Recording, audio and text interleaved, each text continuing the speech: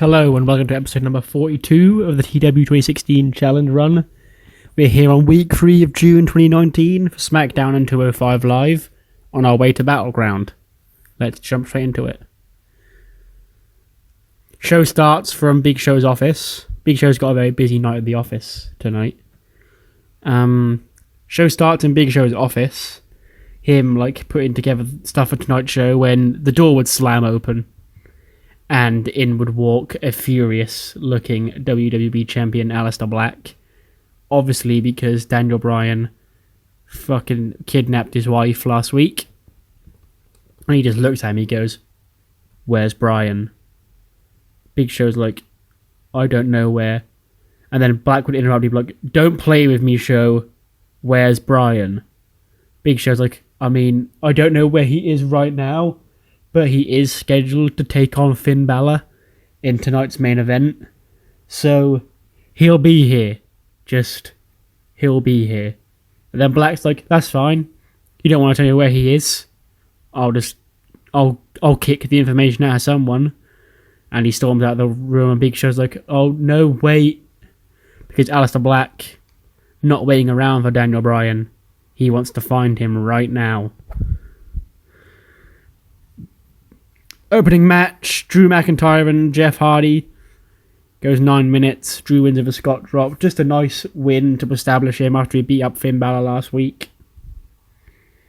And the crowd eagerly awaits for him to explain why he did what he did to Finn Balor. But that explanation never comes. Back to Big Show in his office when Shayna Baszler walks in. And she's like, Show, what do you think is going on? You've got the same 3 women fighting for my opportunity to fight for my championship. Big Show's like, well, these are the ones that are grabbing the opportunities. They're taking the opportunities. Could it possibly be that the great Shayna Baszler is scared of defending against either Alexa or Charlotte or Asuka? And she's like, no, I'll beat any of them. I'll beat any of them. I'll beat whoever steps up to me.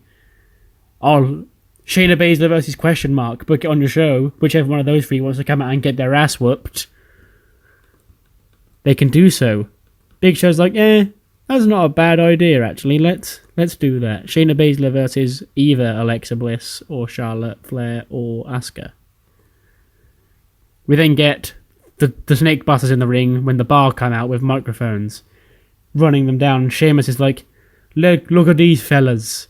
These are our number 1 contenders for the tag team titles.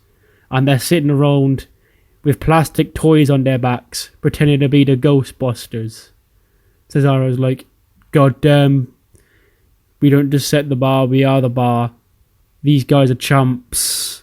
We've beaten quality tag teams like the Usos and the New Day and the Hardy Boys, and 2 unstoppable giant men like Apollo and Bobby Lashley, among others, as well as being a part of defeating the Shield once upon a time. Yet we're supposed to be worse scared of two 40-year-olds in cosplay.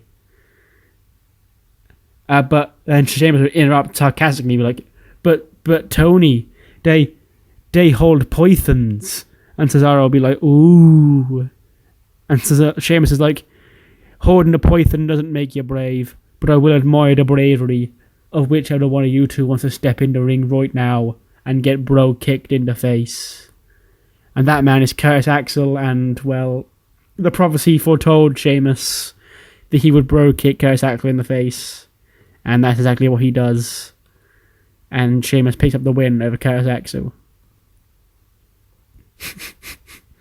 But we get referee Ryan Tran is backstage, getting prepared to referee in the upcoming match, when all of a sudden he's pinned up against the wall by the WWE Champion Aleister Black. "Where's Bryan?" Black shouts at Tran. And he's like, I haven't seen him. Boom, Black mass. He gets dropped. Black continues to storm down the hallway. He sees Primo and Epico either side of him. And they're holding these timeshares. They're like, "Hey, Aleister, you seem stressed. Fancy taking your stress out with a lovely vacation to Puerto Rico?"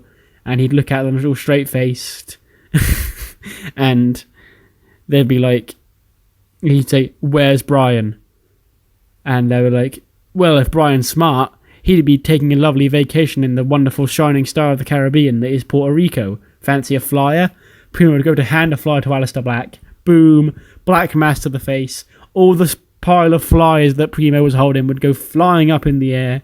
Boom. Epico eats a black mass as Black continues to storm down the hallway, and he'd sort of stop and he'd go, ugh. Camera pan. There's Finn Balor popping his collar on his leather jacket. Where's Brian? He'd ask Balor. Because Balor's like, whoa, easy fella. I don't know where Daniel Bryan is right now, but I'll make sure after the main event tonight when I beat him, I'll make sure to keep an eye on him, and then you can do what you want with him, as long as you promise me. And you can keep an eye on that bastard Drew McIntyre for me. And Black's like, he doesn't say anything, he just sort of nods his head and goes, we'll see Brian tonight. Good luck. So Aleister Black, finally at ease, knowing that Finn Balor is going to be against Daniel Bryan, knowing that he gets a chance to get his hand on Daniel Bryan after what he did to his wife. Asuka is the one who steps up to face Shayna Baszler, and it goes mad because Alexa was on commentary and she's shit at it apparently, even though she isn't in real life. But the game judges her as an actual announcer, not a guest commentator, which is something they should probably add in 2020. But I'm not going to moan about that. They've added a lot of cool stuff for the next game. It's just, I really wish there was an option for a guest commentator where it was rated on their mic work instead of actually on their colour commentary stat. Charlotte's there too, because she's just a cunt and has to get involved in all women's title programs, leading to a four-way brawl between the four women. Big Shayna Baszler retreats up the ramp with the other four all stood tall in the ring. Three. Big Show pills on the Titan He's like, yep, it's official. I have decided. Battleground. Shayna Baszler defends against Alexa Bliss and Charlotte Flair and Asuka in a fatal four-way. So suddenly, Shayna's odds of walking out of SmackDown Women's Champion even slimmer. Lucha Generation against Moss and Sabatelli. Just a random squash match to get these guys back on SmackDown. Tino and Riddick Moss have excellent chemistry. I don't expect that is something that Felice has thought about adding manually, so I think that might just be the luck of the draw. And that is something I can work with. If you remember, these two were part of the Miz Taraj in Season 1. Who knows where the Miz is up to these days. I will have an update on him eventually, but I'm waiting to see what's going on with him. Anyway, Court Moore and the AOP come out, and another impressive win for the Lucha Generation, hey? But they're still running scared of the AOP. Hell, AOP put them out of action for a couple of weeks. Yet, they didn't come running to get their revenge, but instead went back to tag team action. Why do you think it is? Is it because they don't want their revenge on AOP? Of course they want their revenge on AOP, but they're scared to come to AOP because look at AOP and look at them. And then the Luchas would sort of look at each other, nod their heads, and storm up the ring and up the ramp and try and take the fight to the AOP. But AOP, being the more powerful tag team, they'd overpower the New Generation and hit the Super Collider Powerbomb on the steel ramp as they arrive in pain, and basically what Cormore was saying about AOP being too strong and too powerful looks to be holding true.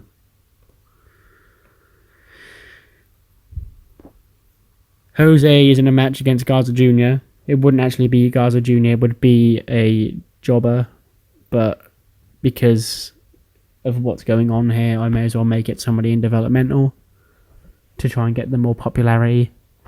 But it goes about 2 minutes before Randy Orton storms and attacks both. Pissed off Randy Orton grabs the microphone. Kevin Owens, get out here right now. And Kevin Owens obliges because he's fight Owens' fight. He's not a pussy. Kevin loves to fight. He's like, yeah, okay, I'll come out for a fight. Kevin Owens storms onto the ramp down the ring, and the two men get into a brawl.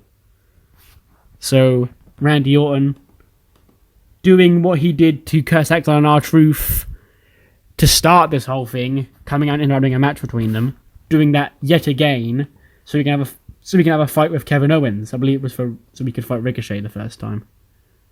And will this one bite him on the arse? Will Jose and Garza Jr. be the new Snake Busters?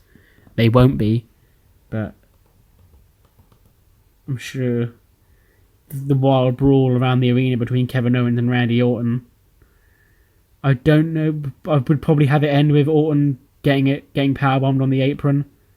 Even though Owens is a face, he'd still do that move because it's cool, and they want to cheer for a cool dude. Big Show's back in his office when Lana and Rusev walk in. Rusev not happy, and he's like, "Big Show, you've got no room on your show for your Mr. Money in the Bank." And Big Show looks at him confused and going, we couldn't book him last week. We couldn't book him because last week you took him out, remember?" And Rusev's like, No, I am Mr. Money in the Bank. Big Show's like, well, you're not. I see you're holding the briefcase, and you're like, well, I've got the briefcase, so I must be. Well, no, Ricochet is Mr. Money in the Bank. That is just property of his that you have stolen. And Rusev's like, no, Big Show, that's not how it works. Remember when I became the TV champion at the Royal Rumble? I've never had to defend that title, and now I am Mr. Money in the Bank as well. Big Show's like, well, it's funny you mention it, because I've actually had Ricochet on the phone, and, well, obviously he's pissed off and he wants that briefcase back. So, he'll fight you for it at a battle round. And Rusev smiles, puts his hand in, he's like, yay! Finally Rusev will be booked, and finally a pay-per-view will fall on Rusev Day, as him and Lana walk out. 73 B-. Jinder Mahal loses to number one contender Luke Harper. I put Rude on commentary, but the chemistry thing didn't flag up again. That's interesting.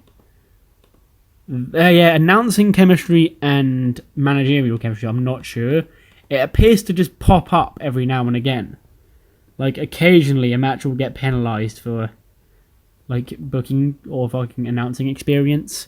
There must be some formula to it, but it seems to only pop up and ding a match just to fuck me over. It's not there all the time, because it's not there right now, but it's definitely there last week during the Fatal 4-Way.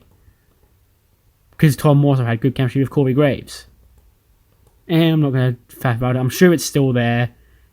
Basically, Robert Roode's on commentary, suit, IC title, bigging himself up as this high-rolling, high society, top-of-the-class human being who has to defend his glorious championship against a dirty, smelly, truck stop, living, breathing swamp man like Luke Harper. Finn Balor comes out for his main event match with Daniel Bryan when he gets attacked by Drew McIntyre. And obviously this would happen with like 10 minutes of SmackDown left, so you'd know the match wasn't happening. But Finn gets attacked by Drew during his entrance, get laid out with a Claymore as EMTs tend to Balor and bring him out. Bryan would come out and proceed to make his entrance anyway, because he's a dickhead. And he'd be like, ha, Finn Balor has been taken out, so it seems your winner by forfeit is Daniel Bryan. And he's like, yet again, Daniel Bryan stands tall here on SmackDown Live in the main event. And then it would be like a cutaway where you'd see Aleister Black storming out of his locker room down the hallway towards the ring. But Daniel Bryan can't see it because he's not looking at the Titantron. He's too busy mouthing off to the WWE Universe.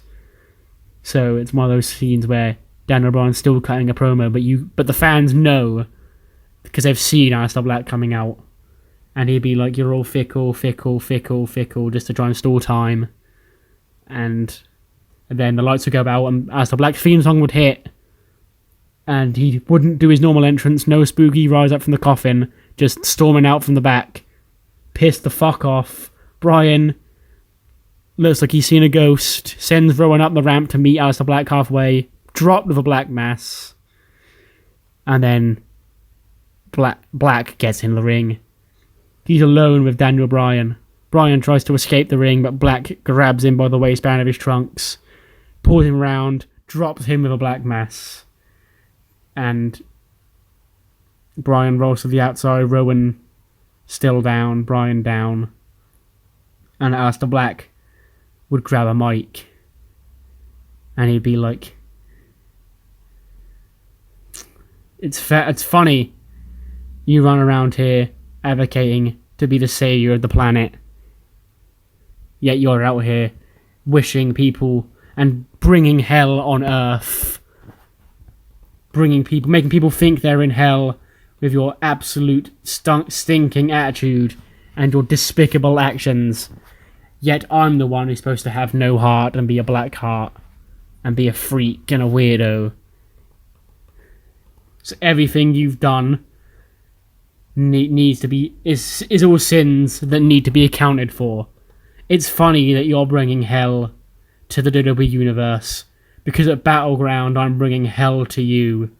I accept your match at Battleground for the WWE Championship one last time. Bryan and Black inside hell in a cell. Boof. And on that bombshell, 84B+, show increased our popularity in 26 regions. And now, a little bit of cruiserweight action to take your mind off the calamity of events we have just witnessed. Here we are with a 61C, the tag team match that was set up last week with the 4 tag teams. And it is Arya Daivari and Drew Gulak who pick up the win. It's 1-4 to the finish, but again, they've had it as elimination. But it would be one of the Singh brothers taking the pinfall because they're jobbers. And 59 for Daivari, 68 for Gulak. Kalisto 59, 56 Sin Cara, 55 Romo. K-Kid 53, 51. Okay, fair enough. Eric Young, promo about how finally last week Chaos reigned on 205 Live, and that chaos will continue until he becomes the Cruiserweight Champion. Just a simple, effective promo. Mike and Maria, out from last week, saying last week, the superhero that runs this show promised us an opportunity to do a open challenge to get my career back on track here on 205 Live. So who's it going to be? It's answered by Humberto Carrillo. And they have the match, and Mike Kanellis defeats Humberto Carrillo with the box office smash. So he finally gets himself another win. I believe I have already put him on the board, yeah. It's fine. Recap video of the storyline with Paige, Tyler Bate and Flip Gordon, and how next week it'll be Flip Gordon 1-on-1 with Noam Dar. Winner will pick the stipulation for Extreme Rules. Yes, it is Extreme Rules. I think it's normally on the SmackDown pay-per-view, but because the SmackDown pay-per-view next weekend has the women's tag title match on it, whichever show doesn't have the women's tag title match has the Cruiserweight title match. So yeah, it's going to be on Extreme Rules. Main event, Buddy Murphy defeats Leo Rush for the Murphy's Law, and for the first time since losing the title, gets himself on the board, because he was never officially on the board when he won the gauntlet, because he just jumped straight to the top because he won 3 matches. I just forgot to put him on there.